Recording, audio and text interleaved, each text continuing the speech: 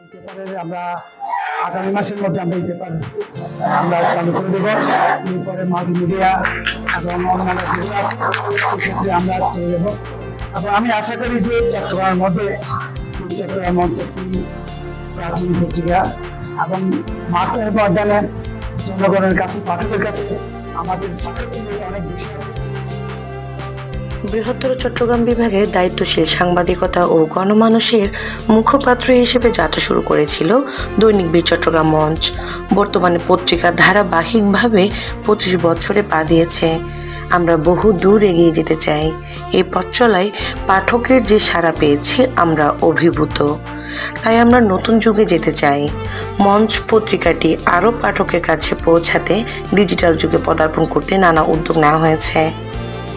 এই উপলক্ষে 28 জুন সকাল 11টার দিকে নগরীর চেরাগী পাহাড়স্থ দৈনিক বীর চট্টগ্রাম মঞ্চ কার্যালয়ে প্রতিনিধি সম্মেলন অনুষ্ঠিত হয়েছে।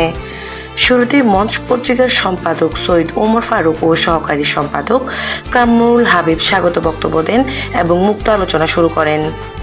এ সময় সম্পাদক সৈয়দ ওমর ফারুক বলেন, নানা সীমাবদ্ধতার মধ্যেও আমরা দায়িত্বশীল ও বস্তুনিষ্ঠ সাংবাদিকতার চর্চা অব্যাহত রাখতে চাই। আপনাদের সহযোগিতায় আমাদের পথ চলা।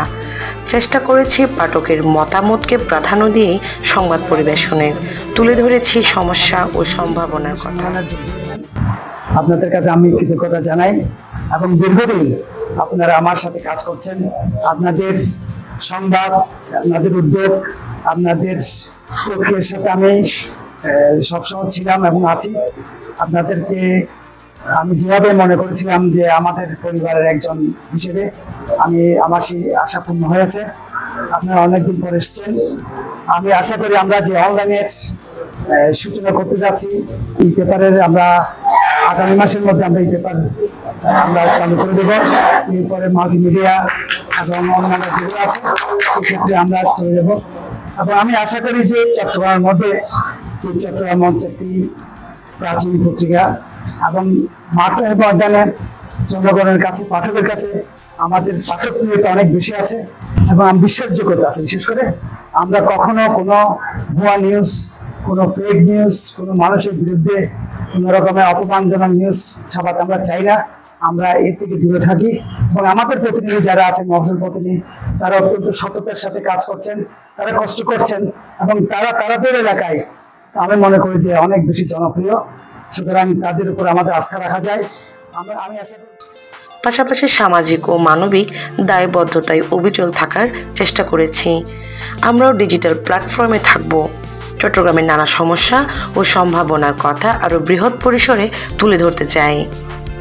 মুহূর্তের খবর পাঠকের কাছে পৌঁছাতে পত্রিকাটি প্রিন্টের পাশাপাশি থাকবে অনলাইন ভার্সন, ই পেপার ও IPTV। মঞ্চের সহকারী সম্পাদক কামরুল হাবিব ও চিফ রিপোর্টার আরিফুল ইসলাম ভবিষ্যৎ পত্রিকার নানা উদ্যোগের কথা তুলে ধরেন। এ সময় সার্বিকভাবে সহযোগিতার আশ্বাস দিয়ে বক্তব্য দেন বিভিন্ন উপজেলা প্রতিনিধিরাও। Fahmida Khanam, Matamuhuri, news desk.